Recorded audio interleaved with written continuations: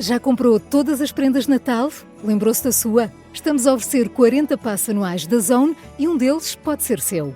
Assine hoje até 55% de desconto e habilite-se a ganhar. Tudo em observador.pt.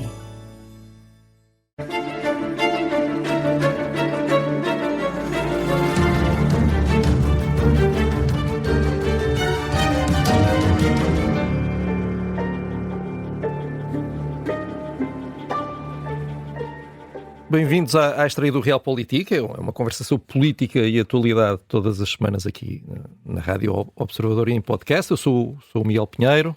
Eu sou o Sérgio Zabino. E então nós hoje vamos conversar, Sérgio, sobre o Estado da Nação, que é debatido esta quinta-feira no Parlamento, sobre o reconhecimento ou não do Estado da Palestina por Portugal. Este assunto também foi ao Parlamento aqui há uns dias, mas antes há um tema que tem estado fora da bolha política, que é a violência na localidade espanhola de Torre Pacheco, que envolveu a comunidade imigrante e de origem magrebina e elementos de extrema-direita espanhola, isto tudo na sequência de uma agressão a um homem de 68 anos. Sérgio, não sei se queres começar, de onde é que achas que isto veio e o que é que isto simboliza? Bom, é provável que esta onda de violência tenha sido desencadeada, quer dizer, a causa direta terá sido essa agressão a um idoso,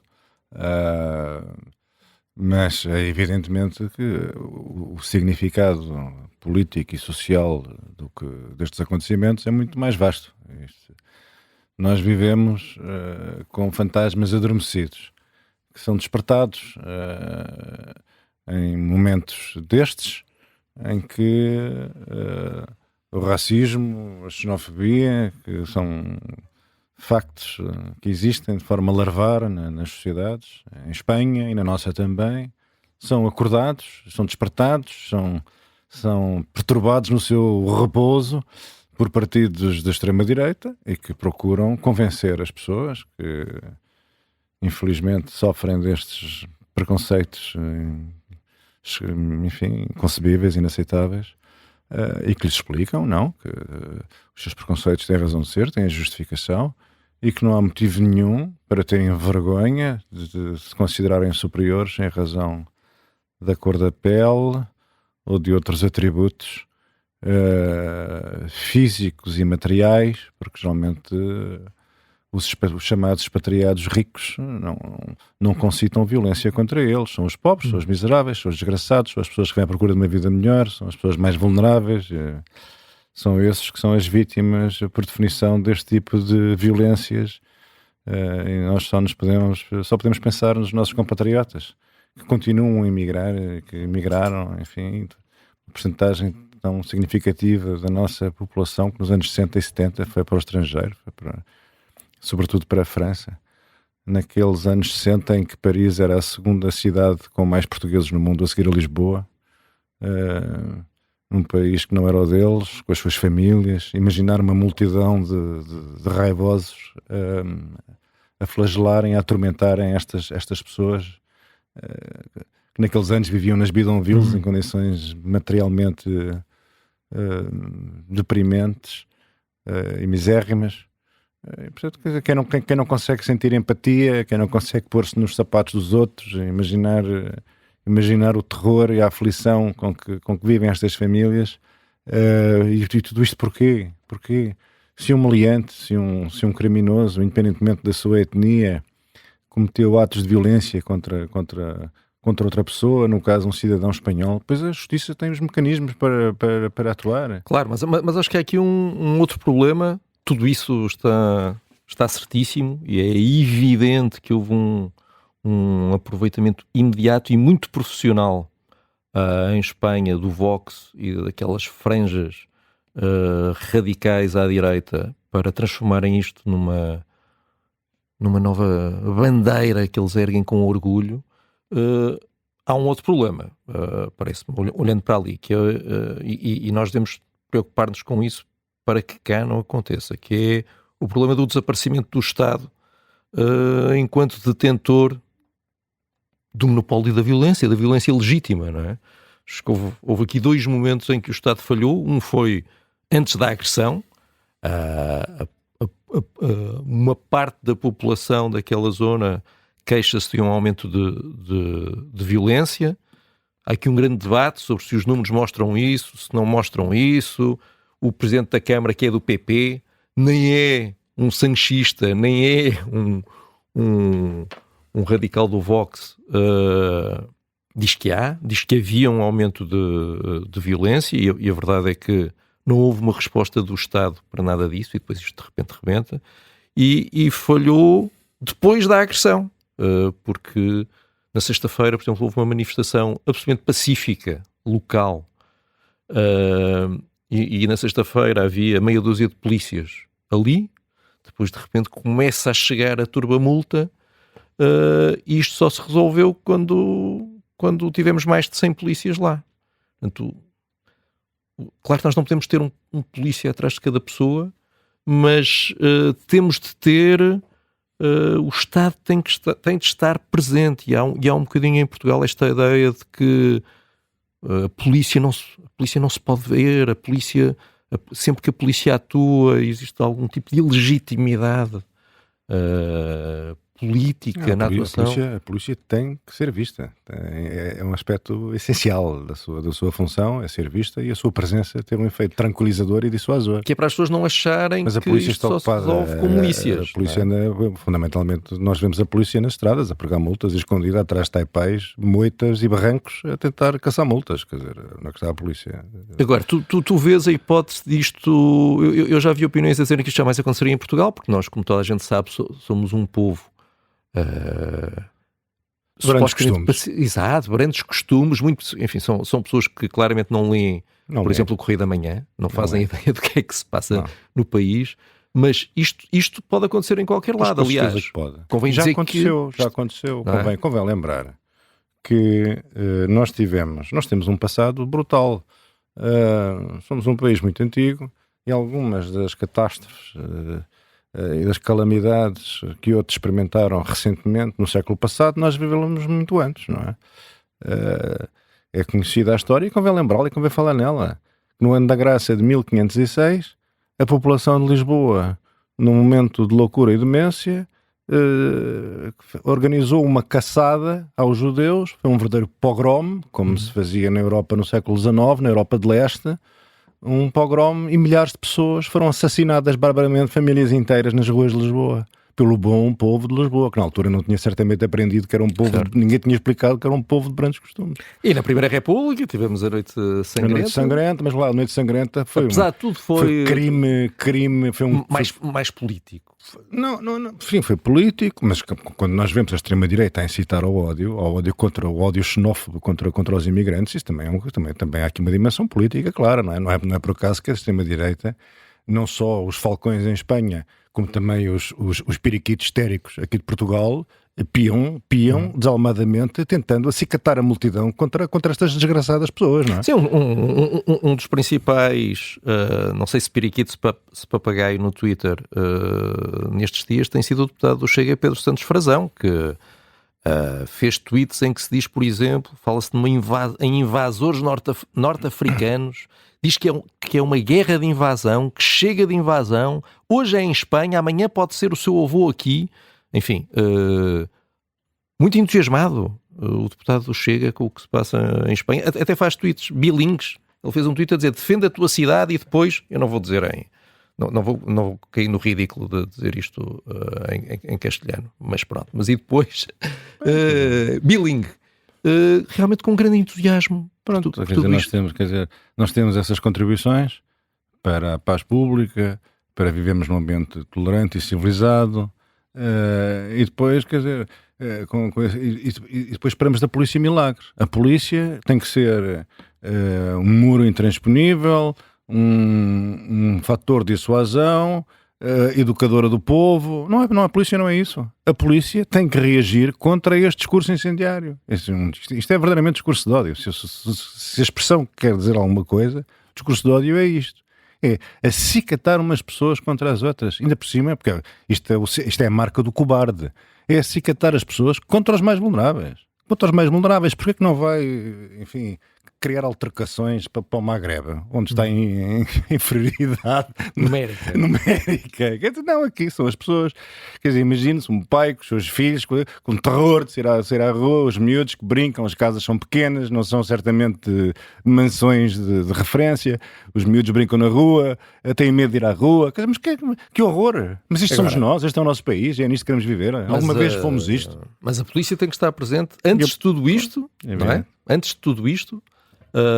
E não pode permitir que não podemos ter as pessoas odeiam falar nas percepções e nas sensações de segurança, principalmente uma parte da esquerda acha que isso é discurso fascista, mas a sensação de segurança é importante, as pessoas se sentirem seguras é importante, é evidente, para não lhes passar pela cabeça irem buscar as forquilhas uma bela noite em que as coisas não, e sobretudo esta coisa extraordinária, associarem, quer dizer, os imigrantes magrebinos não são melhores do que nós, mas também não são piores, quer dizer,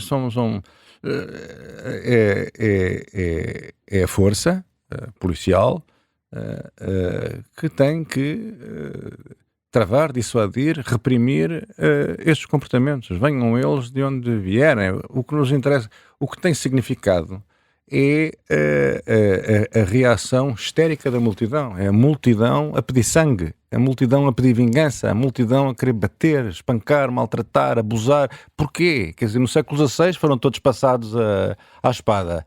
Eu não sei hoje se a multidão descontrolada o que é que faria se pudesse, o que é que lhe daria a alegria, a satisfação para poder depois regressar à sua casa tranquilamente com a satisfação do dever cumprido. Que tipo de barbaridades queria cometer sobre estas pessoas? Porque, como é evidente, as pessoas estão aterrorizadas com esta situação, 99,9% estão inocentes, estão a ser aterrorizadas em razão da sua origem. Estas pessoas estão aqui e têm que ser tratadas com humanidade. Se não podem estar aqui, têm que ser devolvidas à procedência. Se essa formação política do país, se isso for viável, se isso for possível, se isso for desejável. Agora, torturar pessoas, persegui-las com matilhas de assanhados ensandecidos em busca de sangue. Isto não voltamos ao Paleolítico, nós estamos no Paleolítico, não é? E uma das coisas que nos impede de sucumbir à nossa pulsão natural de regressarmos ao Paleolítico, todos nós temos um pequeno Cro-Magnon dentro de nós que às vezes deseja manifestar-se, nós para isso temos a polícia. A polícia tem que repor ordem nisto, é a sua função. E assegurá-la antes também. Sérgio, outro assunto de internacional, hoje estamos a olhar muito, é para fora mas é para dentro, porque este assunto também foi debatido no Parlamento, todos os partidos de esquerda estiveram a apoiar um projeto de resolução para o reconhecimento imediato do Estado da Palestina por Portugal.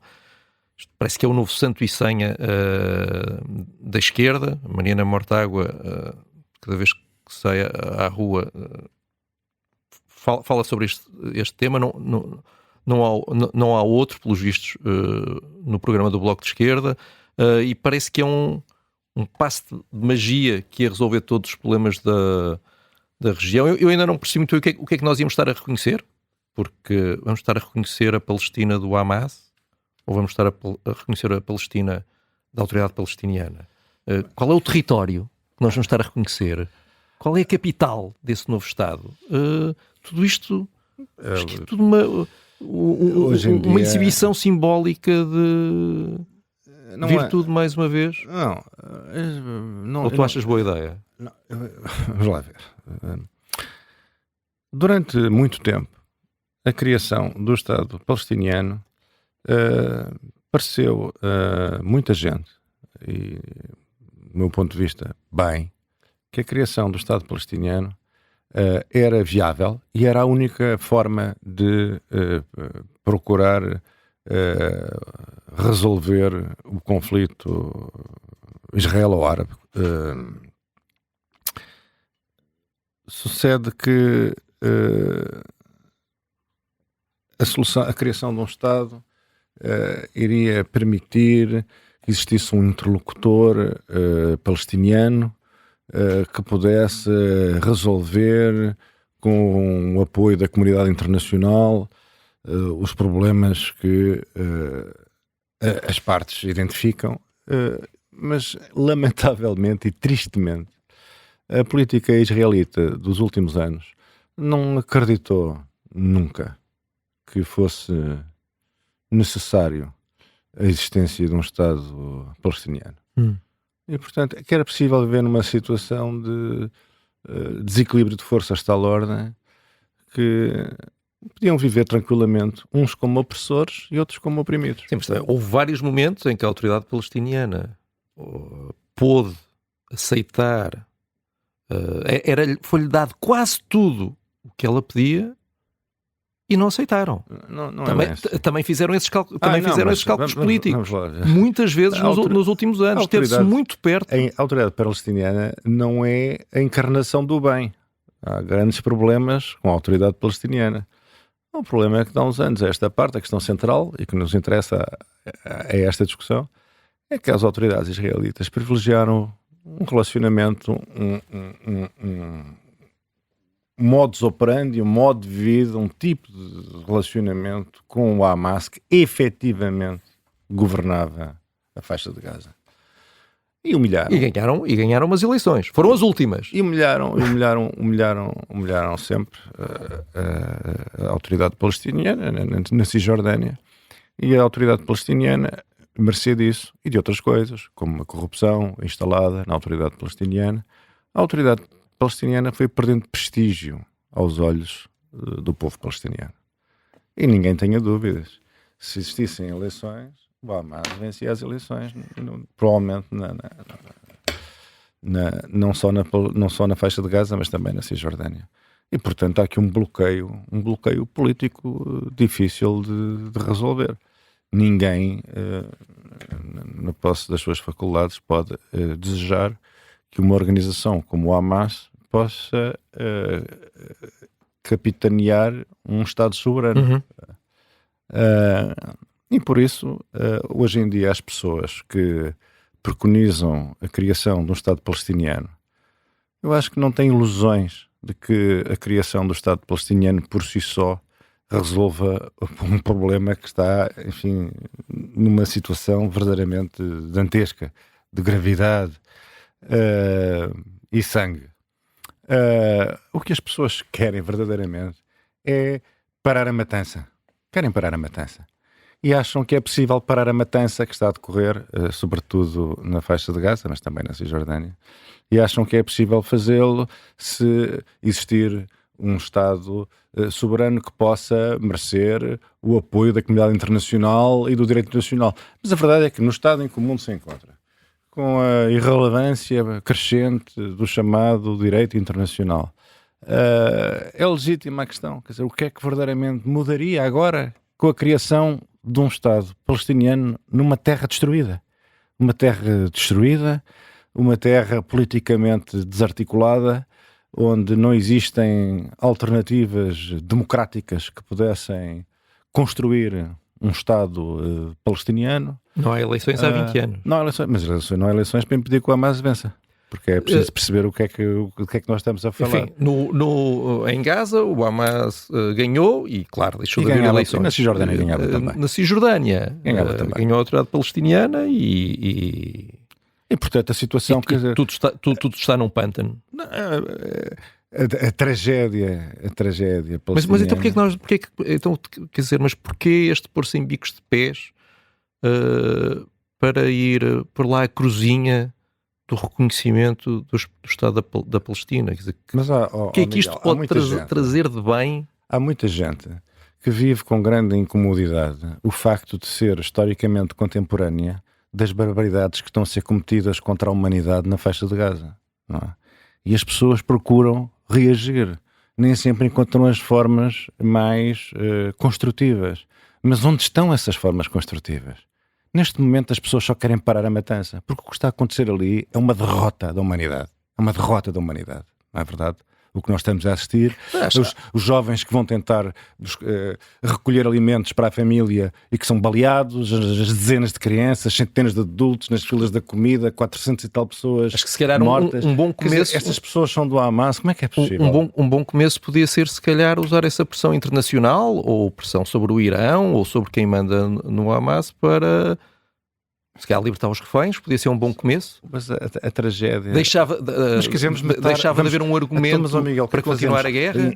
Porque, se calhar, ou o Hamas entregar-se. A liderança do Hamas entregar-se, dizer, bem, nós perdemos esta guerra. O que é que resta? Vamos chacinar crianças até a libertação dos reis? É que nós temos uma simpatia natural pelo Estado de Israel, que é uma democracia, é um Estado ocidental como o nosso. Nós reconhecemos nas instituições de Israel, nós temos até uma admiração inteiramente justificada pelo que os israelitas fizeram no seu país, não nos ocorre pôr em causa o direito de Israel existir e achamos que Israel tem direito à segurança e a viver em paz. Mas em nome desses nossos valores estimáveis e que nós prezamos muito, nós podemos consentir o que está a acontecer àquela população, àquelas populações indefesas. Eu só estou a dizer que nós podemos dizer assim, mataram mais 150 crianças, mas os reféns continuam lá. Isto é uma guerra. Um mundo assim não vale a pena viver nisto. Isto é uma guerra com dois lados e podia ser interessante haver pressões para o Hamas, além da libertação dos reféns, dizer, bem, tal como aconteceu em muitas guerras, perdi esta guerra, vou parar. Assinamos aqui um cessar-fogo, um armistício, e eu reconheço que perdi esta guerra. Assim, a Segunda Guerra Mundial. Então a solução é ok, eu perdi, a guerra perdi. Seguramente não é dar-lhe um Estado. Fiquem com tudo. Portanto, seguramente não é dar-lhe um Estado. Nós fiquem com a nossa terra, fiquem com tudo. Não sei se vamos ser escravizados. Não é para sermos escravizados. É só deportados. Ok, só deportados. Perdemos a guerra, vamos ser deportados. Mas isto é assim. Os japoneses depois da Segunda Guerra Mundial não foram deportados, nem os alemães, não é? Mas há pelo menos um reconhecimento de que a guerra nós não queremos prosseguir nisto cegamente. A violência, a violência e a humilhação geram monstros. Não é? A violência e a humilhação geram monstros. As pessoas confrontadas com uma situação limite de permanente humilhação, sofrimento, humilhação. Agora vem o verão, agora vêm as doenças, agora vêm os problemas sanitários, agora ao sangue, aos tiros, às bombas, a que vem aí mais um drama humano. Quer dizer, é preciso perceber que o sofrimento extremo e a humilhação extrema geram monstros. As pessoas que sequestraram cidadãos israelitas inocentes, completamente inocentes, gente que não merecia os horrores a que foi submetida, que essas pessoas são monstros, mas a violência e a humilhação produzem monstros. Claro, e também a ação do Hamas no dia 7, com todo aquele horror, levou a este desencadear horrível de violência. O meu ponto é que não podemos olhar só para um lado, mas enfim. Olha, mas eu estou de acordo contigo. Certo. O problema é que já ninguém olha para os dois lados. Só se vê mas tu só estás a enfatizar um lado. É que um lado tem o poder todo e o outro tem poder nenhum. Não é verdade. Não tem poder nenhum. Tem todo o poder do Irão. Mas enfim. O Irão não é para aqui chamado. Temos que parar um bocadinho só para ouvirmos rapidamente as notícias e já voltamos para falar do estado da nossa nação.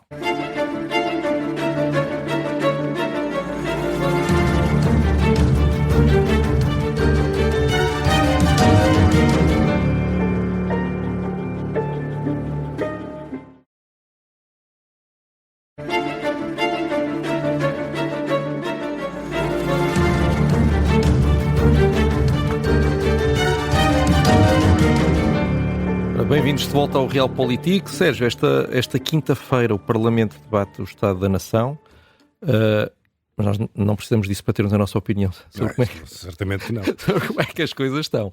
E se calhar podíamos olhar para o Governo, para o Chega e para o PS, por esta ordem ou por outra, para ver o que é que está a correr bem e mal a cada um deles. Queres começar por onde? Pelo Governo? Podemos começar pelo Governo, que é quem verdadeiramente conta, não é?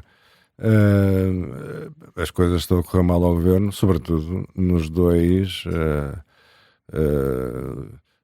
grandes problemas da sociedade portuguesa, que são, neste momento, na percepção e na agenda, nos noticiários, manifestamente, e que refletem essa realidade, o Serviço de Saúde, em estado de composição, a olhos vistos, e o problema da habitação. Na habitação ainda não foi possível discernir quais são as grandes mudanças, o que é que vai mudar. o que é que vai permitir que daqui a um tempo razoável, um número razoável de anos, sintam o impacto de uma política diferente, que se precisará de um prazo para produzir resultados. Não se percebe que mudança está em curso, nada de significativo. E a habitação, enfim, a habitação que se apoderou dos nossos noticiários. Todos os temas têm a ver, todos os dias vêm notícias, ou são urgências, ou são não é o INEM, ou são ambulâncias, ou não sei o quê. Quer dizer, todos os dias aparecem coisas que nos deprimem, tendo em conta que é um subsistema caríssimo, que absorve uma parte significativa dos recursos dos indivíduos e das famílias, que são transferidos para o Estado através dos impostos, e que não conseguem dar resposta às necessidades dos portugueses. Aqui há tempos falava-se, e bem, da insuficiência do número de médicos de família, mas até o tema acaba por perder a proeminência em face do descalabro em campo aberto do Serviço Nacional de Saúde. Vamos sabendo de medidas aqui e acolá, a consolidação do sistema, a racionalização das urgências, volta e meia, soluções online que permitem ao utente saber para onde se dirigir para ser atendido. É só remendo atrás de remendo, atrás de remendo. São só remendos atrás de remendos. Ou seja, o governo não foi capaz de propor ao país e de se bater por uma alteração do funcionamento da saúde em Portugal que nos permita criar confiança de que, se precisarmos de uma situação de aflição, temos cuidados de saúde pelos quais pagamos com os nossos impostos. O país, a alocação de recursos entre públicos e privados à saúde é uma coisa absolutamente estratosférica. Portanto, esta despesa tem que ser racionalizada, os resultados têm que ser outros. A derrocada do SNS ao ritmo que se vem verificando também já começa a atingir o desempenho da oferta privada e, portanto, isto não me parece que seja com fechar uma urgência obstétrica e abrir a urgência não sei o quê e passar do Garcia da Horta para o Garcia de Rezende. Não me parece que haja aqui grande futuro neste melhorismo. Deixa-me acrescentar uma coisa que me parece que está a correr muito mal, que é a reforma do Estado. Nós temos um ministro que é um submarino. Emergiu para tomar posse, submergiu e não se vê em lado nenhum. Eu estava convencido, na minha inocência, que... Recorda-me o nome desse estadista. O Gonçalo Matias. Ok. Eu estava convencido... Ora, lá está. Cá está a prova do crime. Eu estava convencido que o ministro e o primeiro-ministro vinham com um plano. Estava convencido que eles, ao anunciarem um ministério para a reforma do Estado, que sabiam o que iam fazer. Não me passou pela cabeça que primeiro anunciassem o ministro e depois fossem pensar no que é que queriam fazer. Mas a verdade é que nada, não há nada. E por isso nós corremos o risco... enfim, não corremos seguramente, porque alguma coisa aparecerá, será feita, vão ser atirados uns foguetes para o ar para fazer de conta, mas onde é que está o PowerPoint? As pessoas não gostam, dizem sempre que os PowerPoints são maus. Não, são muito bons, é sinal que alguém esteve a pensar e a escrever aquilo que vai fazer. Onde é que está o PowerPoint? O que é que eles vão fazer? O tempo passa, nada. Agora vamos de férias, vem o verão, a seguir, já se sabe, o Natal está mesmo aí a chegar. Onde é que está o ministro submarino?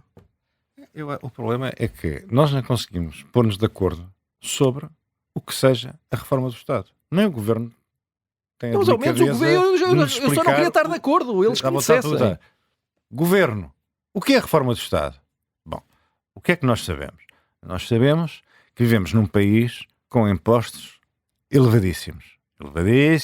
Já dissemos isto, mas isto é serviço público. Tem que se dizer, não porque as taxas sejam altas, mas porque os escalões estão completamente desatualizados. Pronto, o Estado absorve, o IRC é alto também, todos os impostos são altos, todos os pretextos são bons, as multas, as coimas. O país é uma floresta eriçada de espinhos que permitem ao Estado engordar dias santos, feriados. O Estado, a ambição desenfreada do Estado de absorver recursos nacionais. Já percebemos que isso é uma vocação do Estado. O Estado acha que é para isso que nasceu. O Estado preocupa-se com a saúde das finanças públicas. O Estado não se preocupa nada com a eficiência da despesa pública, não é? E não se preocupa nada com o impacto na economia que tem esta sucção de recursos nacionais. Isto não interessa nada. O que interessa ao Estado é sobreviver. Finanças públicas boas. E, portanto, este é o problema da reforma do Estado. A reforma do Estado é como é que nós fazemos de forma a que o Estado, que gera uma parte tão significativa da nossa riqueza nacional, o país não é rico, a riqueza nacional não é infinita, como é que resolvemos este problema do Estado gerir tão mal, uma alocação de recursos tão ineficiente? Como é que vamos fazer isto? O Estado vai ser mais eficiente? O Estado vai ser mais pequeno? O Estado vai contratualizar com privados? O Estado vai beneficiar da eficiência que os privados trazem ao sistema? Vamos conseguir ter um Estado sueco ou dinamarquês? Não vamos conseguir ter um Estado sueco e dinamarquês? Vamos poder beneficiar da ajuda do setor privado? Não vamos conseguir, posso te ajudar já aí. O crescimento económico. O país tem um problema que é o crescimento económico. O país devia crescer mais, tinha a obrigação de crescer mais. É mais fácil para nós crescer do que para os países do pelotão da frente. Cá estamos nós, este refrão tem que ser dito 1000 vezes. Vamos fazer uma t-shirt com isso. Uma t-shirt e um boné. Faça o crescimento grande outra vez. Porque realmente a maior parte dos problemas nacionais só se resolvem com crescimento. E é preciso dizer às pessoas que isto é tudo uma questão de escolhas. Não é possível uma despesa pública desta envergadura. Não é possível uma percentagem tão grande da nossa riqueza coletiva gerida melhor ou pior, não especialmente bem, como vemos, pelo Estado e o país. Não é possível uma carga fiscal destas. Não é possível uma carga regulatória como temos em Portugal, não é? E na Europa em geral. Mas em Portugal, nós somos sempre tudo em grotesco, não é? Eles têm assim, são ligeiramente ondulados, nós é logo carapinha. É portanto, quer dizer, nós somos assim uma espécie de versão caricatural. Não temos os problemas dos outros, mas em exagero. E portanto, assim, é possível crescimento económico? Não, não é. Portanto, nós temos de decidir.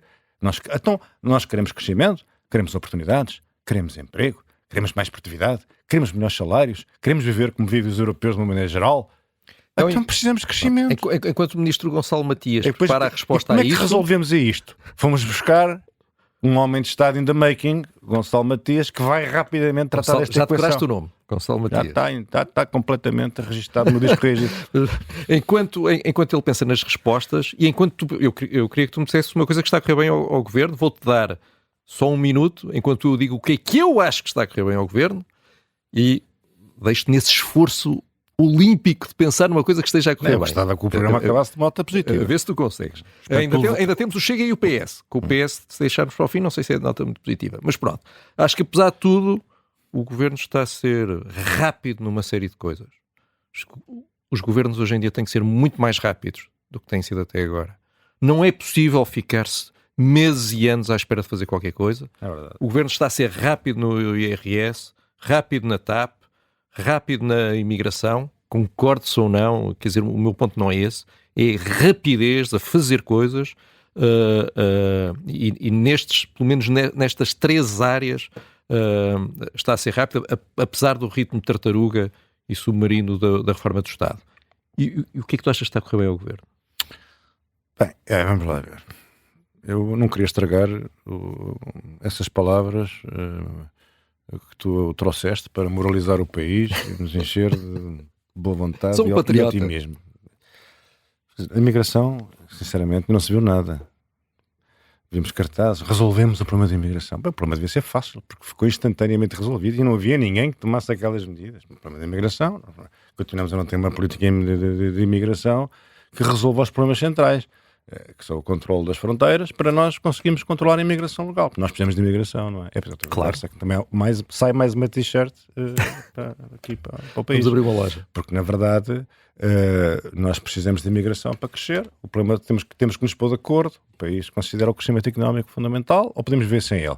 Podemos viver assim como estamos, uma base puramente redistributiva e dissipadora de recursos, não é? Com sistemas disfuncionais, com dermatologistas, com estas coisas todas que todos os dias são publicadas e aparecem para nos fazer confiar um pouco menos no nosso destino. Mas a verdade é que nós precisamos de imigrantes, nós precisamos deles. qualquer pessoa que não esteja, só um ermita que esteja no caramulo, lá no meio do granito, é que ainda não detectou que se não fossem os indianos, os brasileiros, as pessoas oriundas dos Palopes, que o país não funcionava. Não funcionava. Não é preciso ir à Fundação Manuel dos Santos ver os Excels, como tu dizes. Então hoje não está a correr nada bem ao governo. Não há nada que seja na imigração não aconteceu nada, por amor de Deus. Não, mas eu não. Calma, tu estás a responder à minha opinião e eu estava a pedir-te a tua opinião. Não tem problema nenhum, mas estás a ver alguma coisa que esteja a correr mal? Podes não estar a ver. Na imigração não estou a ver nada, sinceramente. Não é imigração. Olhar para a imigração esbugalhado e continuo a não ver nada. Não é imigração, é no que tu quiseres. Ok, então diz lá os outros temas. Não, diz-me tu, estás a ver alguma coisa que esteja. IRS. IRS protegeu, acho bem.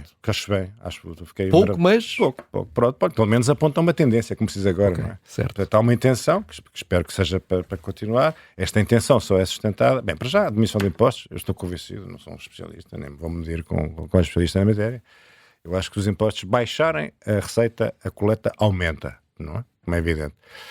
Porque há uma enorme evasão fiscal que é entendida pelas pessoas não como prevaricadores, mas como uma legítima defesa fiscal. Portanto, consideram que gostam muito do Estado, mas consideram que a sua sobrevivência familiar e empresarial, apesar de tudo, também deve ser posta na equação. E, portanto, acho que é uma boa tendência, acho que é uma boa medida e espero que tenha continuidade e que as reformas do lado da despesa ocorram para que seja possível continuar a reduzir os impostos. Acho que a receita vai subir, a atividade económica, não é com esta descida de impostos que a atividade económica vai impactar na atividade económica, mas se continuarem a descer os impostos, isto vai ter reflexo na atividade económica. E se a atividade económica aumentar, a receita do Estado também aumenta. Isto convém ter presente que os grandes temas nacionais não são temas muito bicudos sobre os quais tínhamos que fazer 4 doutoramentos para sobre eles perorar com um módico de tino e conhecimento. É preciso falar das coisas, explicar os mecanismos, como é que eles interagem, não é? E o que é que para nós é importante, o que é prioritário, não é? Se continuarmos a pagar percentagens do PIB aos oftalmologistas, dermatologistas, não é possível. Então, isso aí podemos ser confiscados pelo próprio Estado e podemos converter-nos numa nova experiência de tipo coreano. Não será possível nunca. Portanto, olha, então não te torturo mais com o Governo, deixa-me torturar-te com o PS. Já consegui dizer uma coisa positiva. Conseguiste. Como é que o PS... Há alguma coisa que esteja a correr bem? O que é que está a correr mal? Eu acho que está a correr bem o quê? O PS está a tentar fazer um contraste com o Chega, não é? Lembrar ao país que as pessoas que estão zangadas, que estão revoltadas, que se querem vingar do país, vingar dos impostos, vingar do desemprego, vingar dos subsídios que são pequenos, vingar da nossa desgraçada existência num país que tarda em sair da cepa torta e que só tem uma pulsão negativa de demolição, não é? As pessoas querem demolir o que está e não têm uma perspectiva construtiva. Pronto, tem ali um partido antissistema que, se pudesse, triturava tudo e sabe-se lá o que é que procuraria edificar sobre as ruínas do nosso país. E o PS está a tentar dizer, bem, nós somos o famoso partido do sistema, somos um partido do sistema, somos um partido moderado, somos um partido reformista, somos um partido que procura dialogar com o governo, encontrar pontos em comum com o governo, ver se é possível compromissos que não correspondam exatamente ao nosso pensamento, mas também não sejam do governo, uma solução de compromisso que possa ter apoio parlamentar, que permita ao governo governar. Eu acho que o PS está a tentar afastar-se daquele PS que perdeu as eleições legislativas. Agora, se o está a conseguir ou não, ainda é cedo para fazer essa avaliação. Eu também não sei se o PS, por exemplo, na área de imigração, nós já demolimos, especialmente eu, tu és um homem muito mais compreensivo com as árduas tarefas da governação, mas o PS também tem que fazer um caminho na questão da imigração e tem que ser capaz de discutir os desafios que a pressão... Mas não se percebe nada do que o PS pensa. Eu, pelo menos, pronto, é um problema meu. Eu também acho que há uma certa cacofonia que vai ter que se organizar no éter, quer dizer, isto não pode continuar na Assembleia, sempre o discurso dos direitos humanos e depois a liderança nacional a dizer que é preciso controlar as fronteiras e é preciso... nós temos que exercer o nosso poder soberano de gerir os contingentes de pessoas que vêm para Portugal. Nós podemos dizer assim, não, os imigrantes são indispensáveis, porque sem eles não há desenvolvimento económico, não há crescimento económico. Assim, a reconstrução da França no pós-guerra foi feita primeiro com italianos, depois com portugueses. Não tinha havido os 30 gloriosos sem os portugueses ali naquelas condições a reconstruir a França e a fazer o crescimento da França e a fazer os trabalhos que os franceses não queriam. Foi assim que se fez o crescimento da França no pós-guerra, não é? O trabalho braçal, duro, horrível, fizemos-lo nós e outros imigrantes, muitos do Maghreb também, que nessa altura haviam paredes meias connosco. E podemos dizer assim, nós não queremos crescer. Nós estamos impecáveis, o país está com uma maravilha, já temos um nível de prosperidade, comparamos, por exemplo, com o Gabão e a Serra Leoa, e isto parecemos a Suíça, não precisamos de sair disto, estamos bem. A nossa prioridade é não queremos cá mais magrebinos, nem indianos, nem cidadãos dos Palopes, brasileiros, nunca, nada, não queremos nada, queremos ficar nesta pasmaceira, neste atraso. Achas que esse está a ser um bocadinho o discurso do governo? Não, eu acho é que nós temos que ter com o país, para evitar cenas como as de Espanha, nós temos que ter uma conversa franca com o país, não é?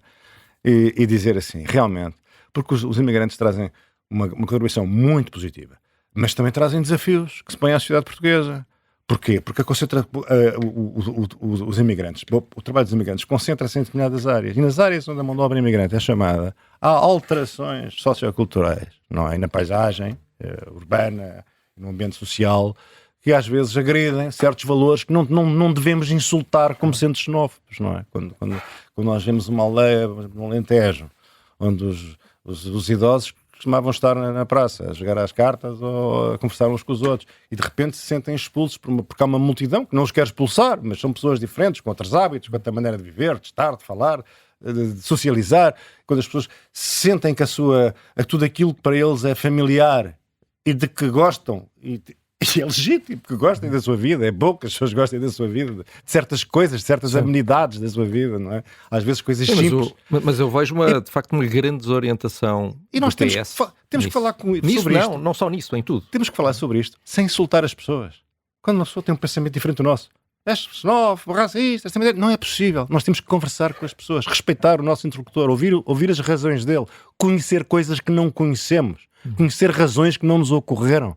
Não é? Certo, mas o PS teve outra situação de grande fragilidade, que foi nas célebres eleições de 85, em que teve 20% e o PRD teve 18%. Mas aí, apesar de tudo, as coisas eram mais claras, não é?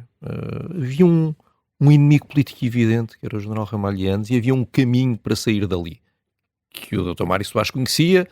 As pessoas estavam a tomar conta do partido, não faziam ideia, coitadinhas, estavam ali desaustinadas. Se não fosse o Dr. Mário Soares, o PS possivelmente até podia ter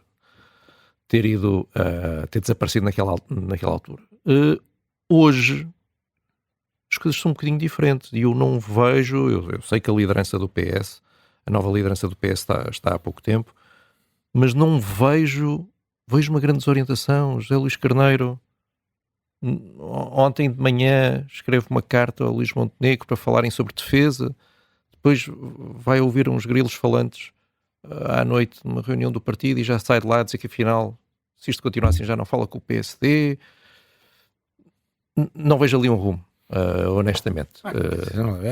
Nós temos que dar tempo ao tempo. Quer dizer, o PS saiu de uma situação claro, terrível. Sim, certo. E, portanto, está à procura do seu caminho. Eu acho que está a tentar fazer um caminho, que é o caminho necessário para o país. Porque o PS é um instrumento do país. O PS pertence aos portugueses. O PS está aqui para poder oferecer uma alternativa aos portugueses, quando os portugueses sentirem que é preciso uma alternativa, que é preciso mudar. É preciso que pensem no PS como a única alternativa possível, uma alternativa boa, uma alternativa desejável, uma alternativa com a qual não têm que se conformar, mas na qual podem acreditar ou têm razões para confiar que alguma coisa vai mudar no país. Mas isto requer tempo, acho eu. Mas podemos falar um bocadinho de 85, que foi uma bela... Podemos. Já temos que 30 segundos? Só um bocadinho. Sei lá, esta ditadura é terrível. Pronto, então. Mas diz. Este foi um período extraordinário na nossa história. O Partido Socialista, entre 1983 e 1985, teve que fazer um programa de ajustamento com o FMI que foi duríssimo. Certo. E ainda duríssimo. Isso, claro. E o PSD, patrioticamente, aceitou colaborar nesse governo dito do Bloco Central, que é um governo que ninguém gostava, mas só com a distância é que nós percebemos como foi um governo importante e patriótico. Foi o governo que pôs as contas do país em ordem para nós podermos ingressar na Comunidade Europeia. Mas aí não te esqueças que o PSD fez o que o PS não fez desta última vez. Pois Esteve é. lá, vice-primeiro-ministro Mota Pinto, esteve também a dar a cara. É verdade. É verdade. Mas as coisas são para ser ditas. Claro, Pronto. é isso. Estamos cá para isso. Eu não tenho debates com os factos. E foi um governo patriótico. Quando chegámos a 85 e às eleições, o PSD foi poupado aos custos políticos e o PS ficou com os custos políticos. As coisas são como são e foi assim. Pronto, podia ter sido de outra maneira. Provavelmente o PS estava condenado a perder as eleições e até as presidenciais. Nas presidenciais havia um gigante, que era Mário Soares, e Mário Soares parte com 8% e vence as eleições. Isso é uma coisa que é uma normalidade no sistema, não é? Não contamos com este tipo de coisas. Já nas legislativas perdemos. E foi Cavaco Silva, tornou-se primeiro-ministro de Portugal. E portanto, quer dizer, esse foi um período em que aparece um partido que não tinha qualquer razão de ser, a não ser representar a figura do general Ramalhianes, que era uma figura muito estimada dos portugueses e desde logo na área do centro-esquerda, sobretudo o centro-esquerda. Sobretudo o centro-esquerda, que tinha votado nele nas eleições presidenciais de 1980. Certo, e ele conseguiu esvaziar. E que era uma figura que, com todas, um homem de grande honradez, de grande sobriedade pessoal, de grande dedicação à causa pública, um homem com desejo de acertar, e um patriota. O Jornal Lianos é evidentemente um grande patriota e foi um grande Presidente da República num período difícil de história de Portugal. Nós pensamos que isto é um período difícil. Se eu tivesse tempo, discordava. Deixamos isso para outro... Para isso discordava. Acho que o período de Ramalhianes na presidência... O Jornal Lianos não devia ter tentado criar um partido. Mas as pessoas, as grandes figuras, geralmente estão rodeadas de um exército de aduladores que convenceram os jornalianos que os jornalianos podiam ter um papel depois da presidência e podia representar um partido regenerador que levantasse a pátria das suas humilhações e azares, desde Alcácer Quibir ter sido uma tragédia, mas agora veio o PRD, o Partido da Balança. E esse partido só podia existir em cima e à custa do Partido Socialista. E o que o Mário Soares decide é, não, para salvar o regime, que tem as suas regras, tem o seu partido do centro-esquerda e tem o seu partido do centro-direita. Isto é uma aberração política, isto é um objeto político não identificado, isto é uma coisa que vai destruir o Partido Socialista, não se percebe de onde é que isto vem nem para onde é que isto vai, e a minha prioridade é acabar com o PRD. E assim foi. Vamos ver se o PS vai ter um Mário Soares que o salve desta vez. Não fiquem deprimidos, chegou ao fim o primeiro Real Político, mas nós voltamos na próxima quarta-feira ao meio-dia aqui na Rádio Observador. Pode-nos ouvir sempre em podcast. Se quiser enviar-nos propostas de temas ou perguntas, use o e-mail realpolitica@observador.pt. Estamos abertos ao mundo. Sérgio, até para a semana. Até para a semana.